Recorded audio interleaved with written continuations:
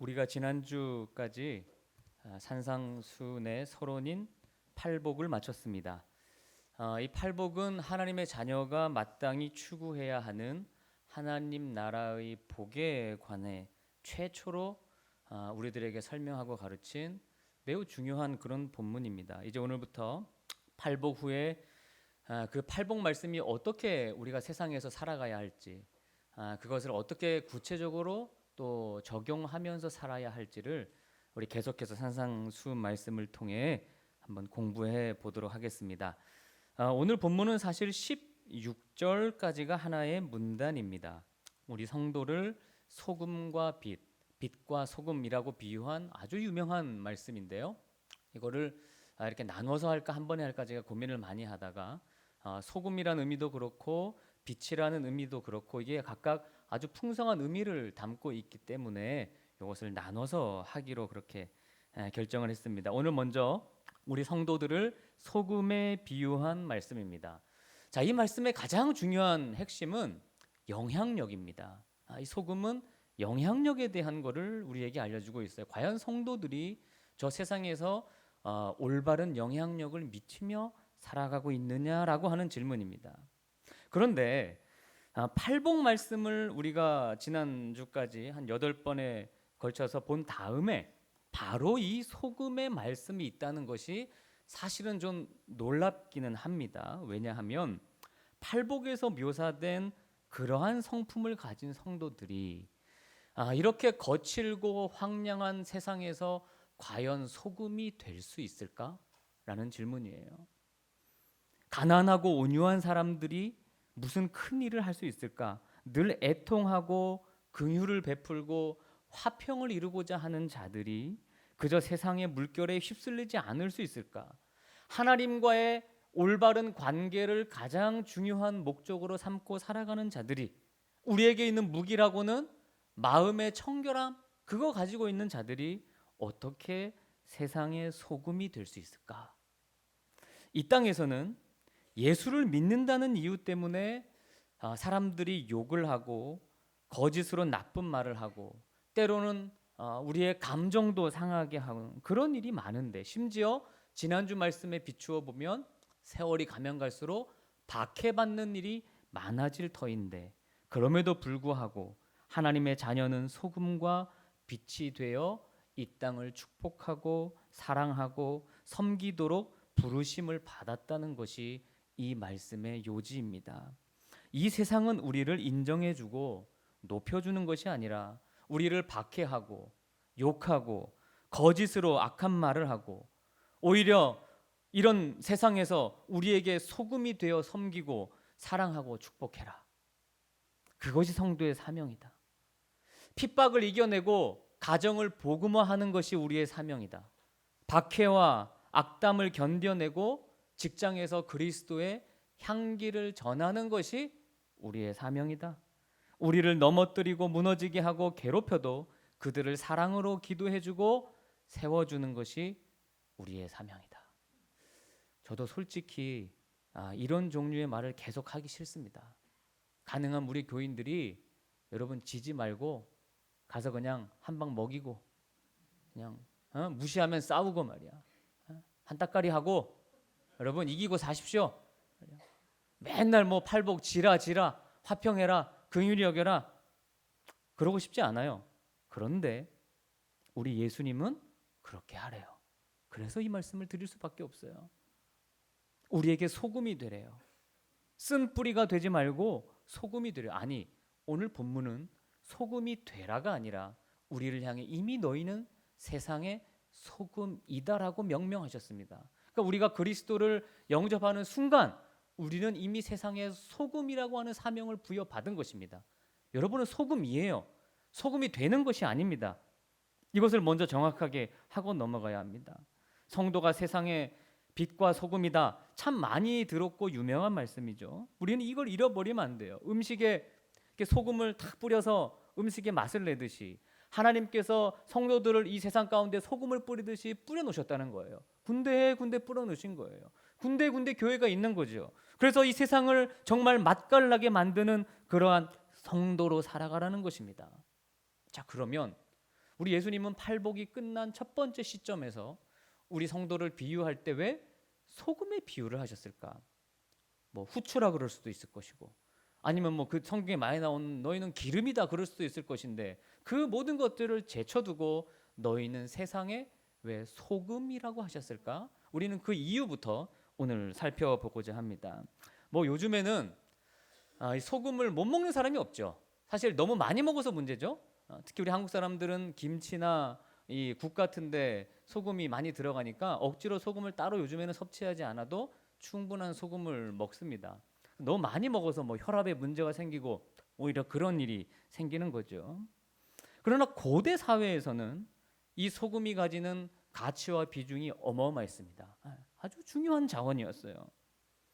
우리나라 역사에서도 소금 전매 제도를 실시했던 그런 시대가 처음 있었습니다. 그게 어느 시대에 실시했죠? 고려 시대입니다. 여러분 역사 시간에, 우리 한국사 시간에 배우셨을 거예요. 고려 시대 때 이 소금 전매 제도를 실시했어요. 그럼 아시아를 좀 넘어가 보면 중국 당나라 같은 경우에는요, 아주 정부에서 소금을 다 사들여서 완전히 독점했습니다. 그래서 국가 재정의 거의 50% 이상을 소금 사는데 투자할 정도였으니까요. 나라에서 이 소금을 완전히 관리한 거예요. 그러니 당연히 이 서민들이 소금을 못 구하니까 뭐가 성행하겠습니까? 소금 밀매가 성행한 겁니다. 몰래 뒤에서 아주 높은 값을 파는 소금 밀매업자들이 많이 생겨났어요. 근데 나라에서, 정부에서 그거를 단속한 거예요. 소금 밀매를 못 하도록 했습니다. 자, 그러다 보니 이 소금 밀매업자들이 돈을 못 버니까 그들을 중심으로 해서 일어난 난이 있어요. 그게 무슨 난이죠? 세계사를 너무 모르시네요.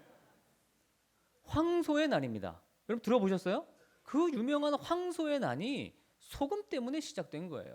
그 난을 주전충이라고 하는 사람이 진압을 했는데 결국 나중에 907년에 이 주전충에 의해서 당나라가 무너집니다. 그러니까 여러분 당나라가 무너진 이유는 잘 보면 사실 뭐 때문이에요?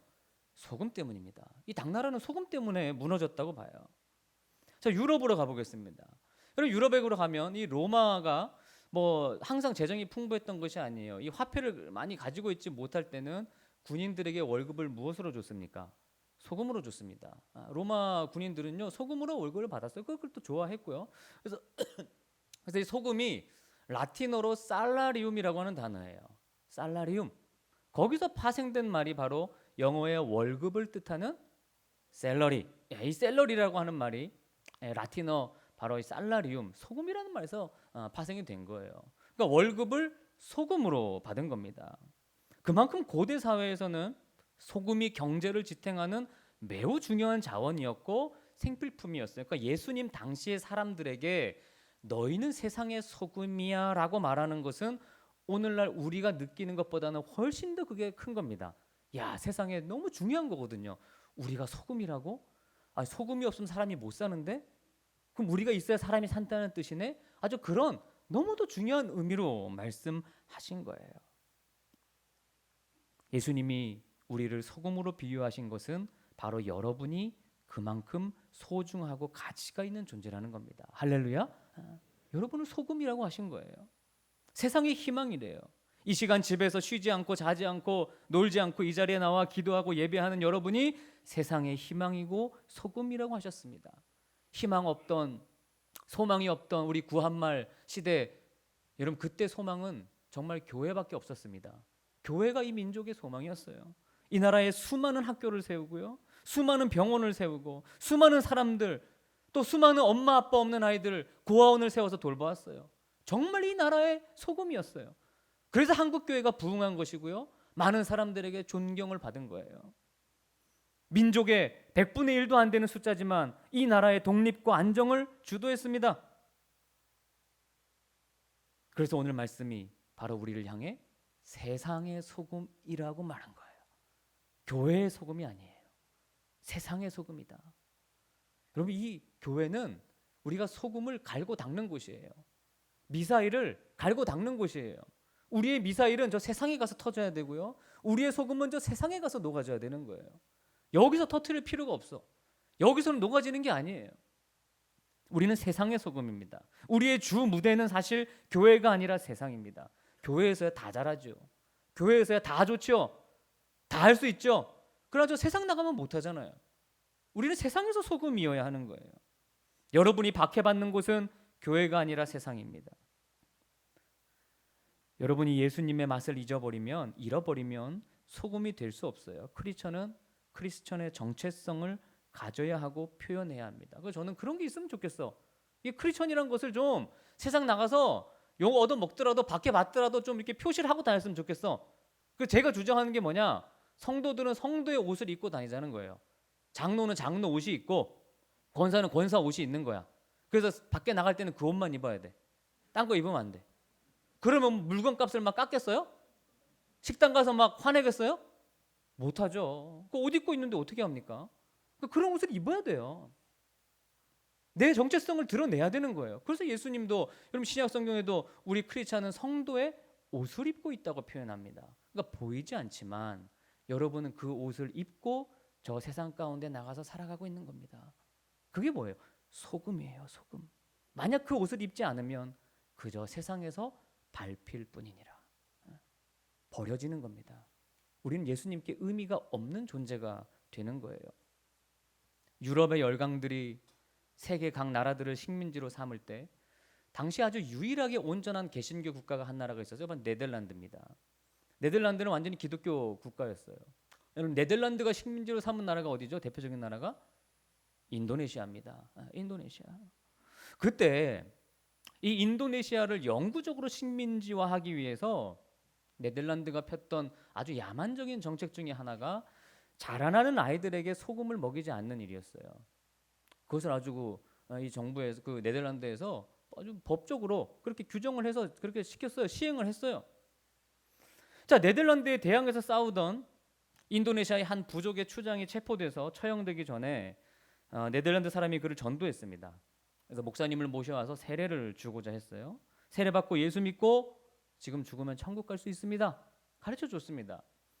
그때 이 추장이 그렇게 말했어요. 만약 그렇다면 저는 기독교인이 되지 않겠습니다. 이렇게 가혹하고 잔인한 사람들과 내가 만나는 곳이 천국이라면 저는 그곳에 결코 가고 싶지 않습니다. 그러니까 네덜란드 사람들이 얼마나 가혹한 식민지 정책을 폈는지 인도네시아 사람들이 기독교를 안 받아들인 거예요. 그때 복음을 다 전했음에도 불구하고 그 결과 여러분 인도네시아의 그 2억의 인구가 이슬람을 받아들여서 현재 세계 최대 이슬람 국가 하면 우리는 주로 중동의 나라들을 연상하죠? 그렇지 않습니다. 인도네시아가 가장 최고의 이슬람 국가입니다. 그러니까 기독교를 아예 배척했어요. 아유 저런 기독교 우리는 싫어. 그들에게 우리 학대받는 거 생각만 하면 끔찍해. 그래서 인도네시아에는 복음이 그렇게 일찍 들어갔음에도 불구하고 기독교가 전혀 자리를 잡지 못한 참 안타까운 그런 세계의 역사가 있습니다. 이렇게 군대에서 사역을 하다 보면 제일 보람 있는 일이 뭐냐면 젊은 청년들이랑 얘기를 자주 할 수 있다는 그런 점이에요. 특별히 우리 초급 하사들, 초급 장교들을 만나서 그들과 인생을 얘기하고 뭐 어떻게 살아가야 될지 어려운 점에 대해서 얘기하는 것이 참 저는 그게 보람되더라고요. 제가 동해에 있을 때 한 중2였던 한 형제와 이렇게 교제를 했습니다. 근데 이 형제가 너무 힘들어했어요. 배를 타면서 목사님 이 군생활 너무 힘듭니다. 뭐 힘들다는 게 결국 사람 때문에 힘든 거 아니겠습니까? 그래 뭐 어떻게 하려고 그랬더니 저는 이제 군생활 전역해야겠습니다. 도무지 못할 것 같아요. 그래 그럼 전역하고 뭐 하려고? 그래 물었더니 저 신학교 가겠습니다. 신학교 가서 신학 공부하고 뭐 선교를 제가 한번 가보겠습니다. 그 제가 가라 그랬을까요? 가지 말라 그랬을까요?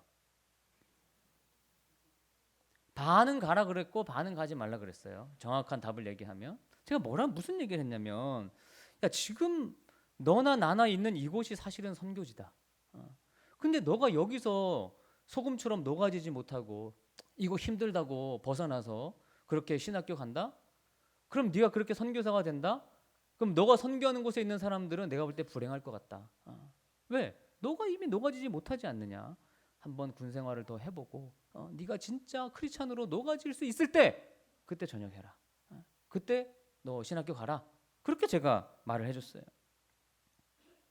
제가 이번에 우리 교회 이제 전도사님 두 분이 이제 말일부로 사임을 하시고 두 분이 새로 오시는데 이 전도사님들을 초빙하면서 요즘 신학교 분위기가 많이 바뀐 거를 알게 됐어요. 그러니까 제가 워낙 이제 군에 있다 보니까 요즘 신학교 분위기가 어떤지 잘 몰랐거든요.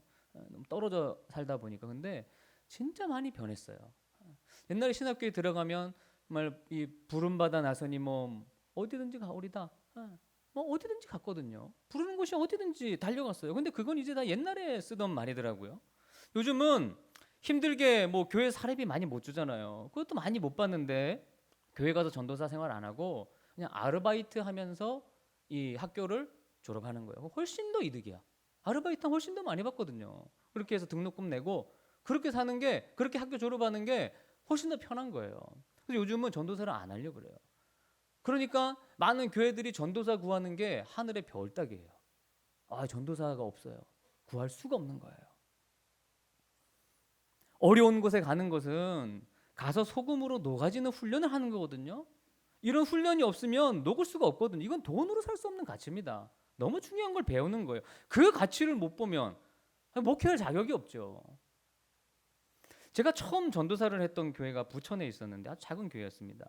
그때 이제 제가 월 30만 원을 받았어요. 그것도 받기 참 미안했습니다. 작은 교회니까 거기서 제가 아동부와 또 중고등부를 맡았고 그리고 뭐 모든 예배 이렇게 찬양 인도하고 예배 준비를 했었어요. 근데 그때 저는 중고등부가 제일 힘들었어요. 한 5명 정도 아이들이 있었어요. 많지 않죠. 근데 5명 중에 2명이 목사님 아들과 딸이었어요. 담임 목사님 아들과 딸이었어요. 그러니까 이게 뭘 해도요. 이게 내가 이렇게 얘네들 데리고 뭘 몰래 하면 그 얘기가 목사님한테 다 들어가.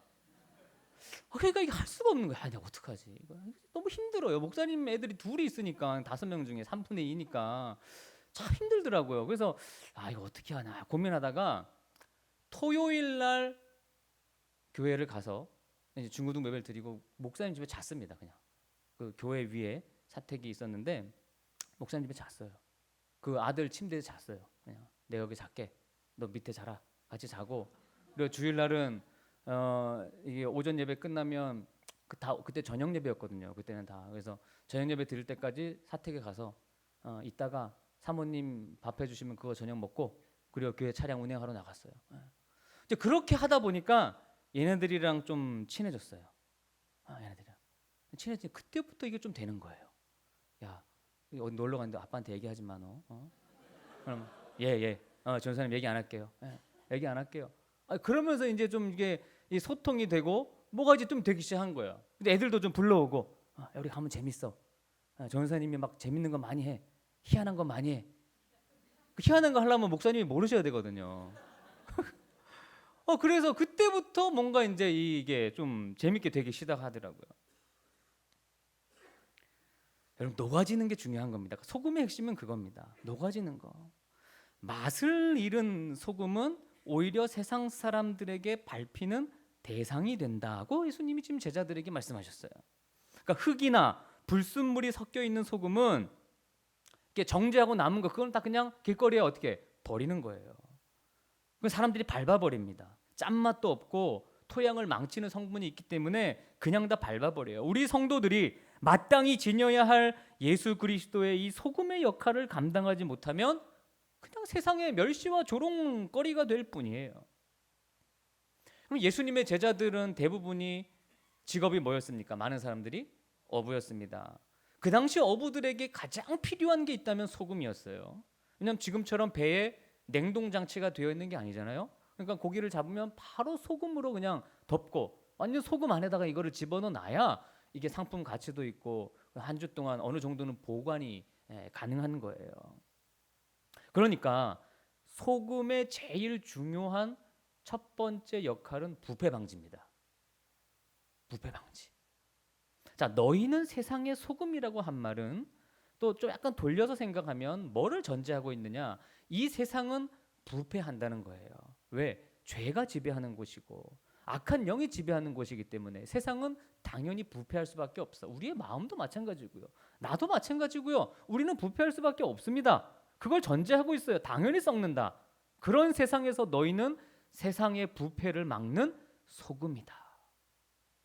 로마 사회가 그 정말 몇 안 되는 기독교인들이 그 사회를 지켜냈어요. 그 사회가 부패되지 않게 만든 거예요. 우리 몸의 혈액도 여러분 0.9%의 소금이 있어요. 그게 있기 때문에 많은 질병으로부터 우리를 보호하는 겁니다. 여러분 병원 가면 맞으시는 수액 수액 안에 뭐가 들어있어요? 소금이에요. 그게 소금을 넣는 거예요. 좋은 거를 넣는 거예요. 바닷물도 약 3에서 3.9%가 소금입니다. 그게 그만큼이 있기 때문에 바닷물이 썩지 않고 자기 정화 능력이 있는 거예요. 이게 그거보다 적으면 썩습니다. 그거보다 많으면 또 안 됩니다. 아주 적당한 양을 하나님께서 딱 허락해 놓으셨어요. 그래서 늘 이 정화 작용이 있는 거예요. 이 땅에는 많이도 필요 없어요. 정말 3%의 아주 소금과 같은 기독교인들이 있다면, 가짜 말고 진짜 크리스찬이 있다면 이 땅은 부패하지 않습니다. 그게 하나님이 만드신 하나의 어떤 원리인 거예요. 그럼 역대하 13장 5절에 다음과 같은 말씀이 있습니다. 같이 읽어봅니다. 시작. 이스라엘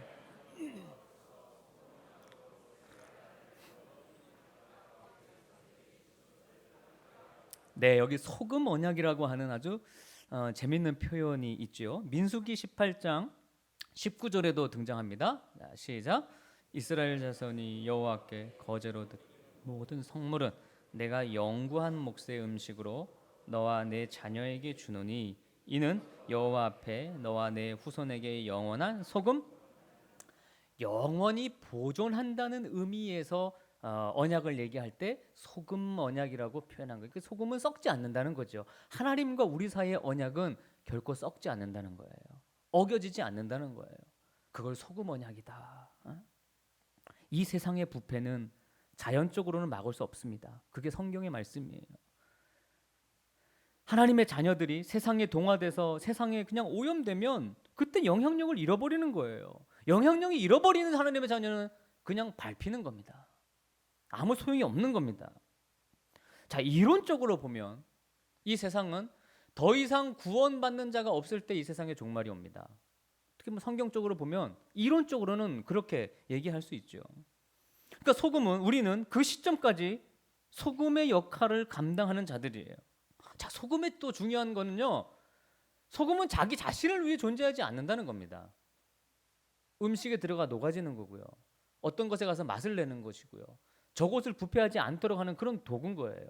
자기 자신을 위해 존재하는 게 아니에요.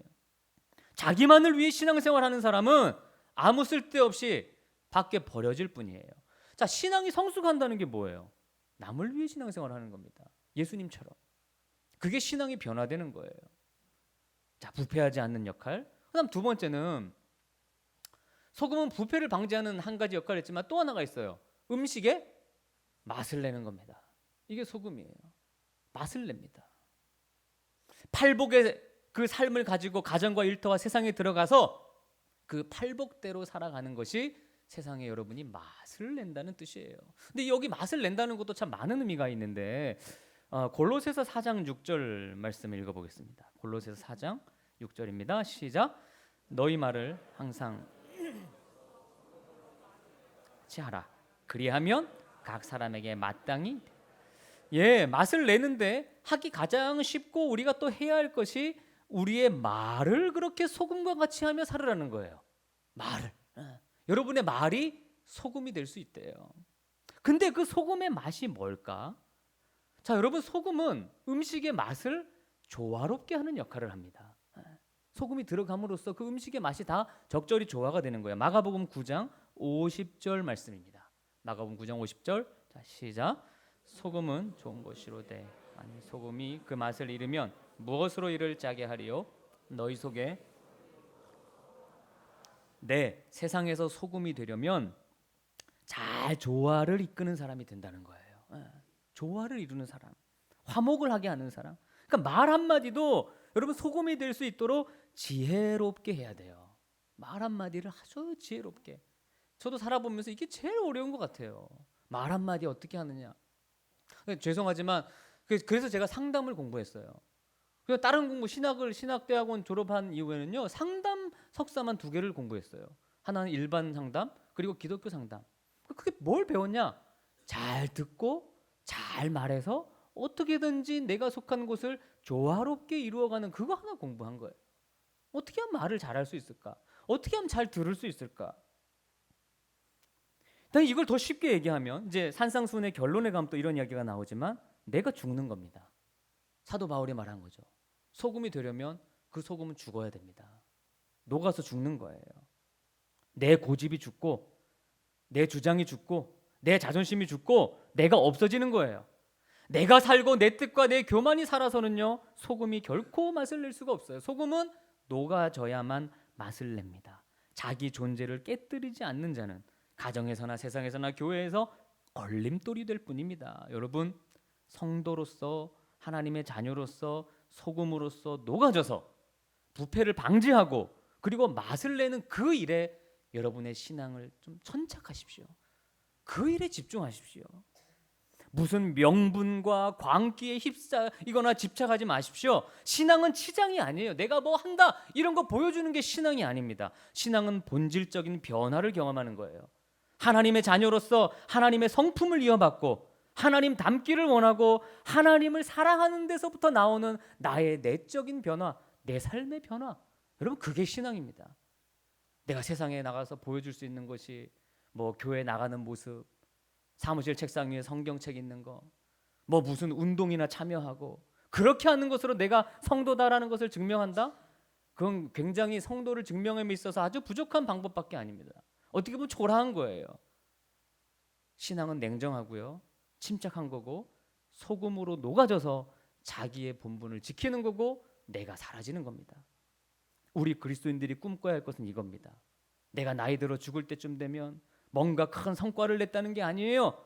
예수님의 모습이 한 자락이라도 내 안에 좀 스쳐 나오면 좋겠다. 내 인격에서 내 삶에서 소금으로 사셨던 예수님이 요만큼이라도 드러나면 좋겠다. 이런 것이 있어야 됩니다. 신앙생활을 하다 보면. 어느덧 벌써 연말입니다. 연말이 되고 새해가 되면서 우리가 갖는 소원이 무엇입니까? 하나님, 새해에는 건강 주십시오. 새해에는 사업을 성공하게 해주십시오. 새해에는 내가 하는 이 일이 잘 되게 해주십시오. 그런 걸로 하나님 자녀 노릇을 하겠습니다. 그런데 그런 거는요, 이 팔복 안에서는 하나님 안에 소원이 될 수 없습니다. 하나님이 우리를 높은 데 두셨든지 낮은 데 두셨든지 형통으로 두셨든지 시련과 고난과 박해와 괴로움 속에 두셨든지 우리가 하나님의 사람으로서 소금이 되어 하나님을 닮아가는 것이 우리 삶의 목적이어야 하는 거예요. 내가 결코 남보다 부족한 조건에 있지 않다는 거, 우리 그것을 알아야 됩니다. 저는 그런 소망을 가진 성도들과 함께 인생을 끝까지 살고 싶습니다. 저의 목회의 꿈은 교인이 많은 것이 아닙니다. 단 10가정과 함께 교회 생활을 해도 그 10가정이 전부가 인생의 목표가 소금이 되는 것인 사람들과 함께 저는 목회하고 싶고, 그런 교인들을 양육하고 싶어요. 그런 교인 10가정만 있다면 저는 제 목표, 이 목회가 하나님 앞에 성공했다고 저는 말할 수 있을 것 같아요. 그런 교인, 저는 소금이 되는 것이, 우리 가정은 이 세상에 소금이 되는 것이 유일한 목적입니다라고 얘기하는 그런 성도들을 만들어내고 싶어요. 그런 공동체, 교회를 세우고 싶어요. 그럼 기독교인은 칭찬을 받든지 박해를 받든지 둘 중 하나입니다. 평화의 세상 속에서는 이 땅에 소금이 되기 때문에 칭찬을 받는 것이고, 환난과 박해의 세상 속에서는 예수 그리스도의 십자가만 증거하기 때문에 박해를 받는 것입니다. 어떤 일이 있어도 세상에 밟히는 그리스도인들이 되지 마십시오. 그러지 않기 위해서는 녹는 방법밖에 없습니다. 힘들어도 녹으셔야 합니다. 세상은 교회와 성도를 박해하겠지만 결국 세상은 그 녹아진 교회와 성도 때문에 부패하지 않고 보존된다는 거예요. 생명을 살리고 살맛 나는 세상을 만드는 역할을 감당하는 저와 여러분 되시기를 주님의 이름으로 축원합니다. 함께 찬양하며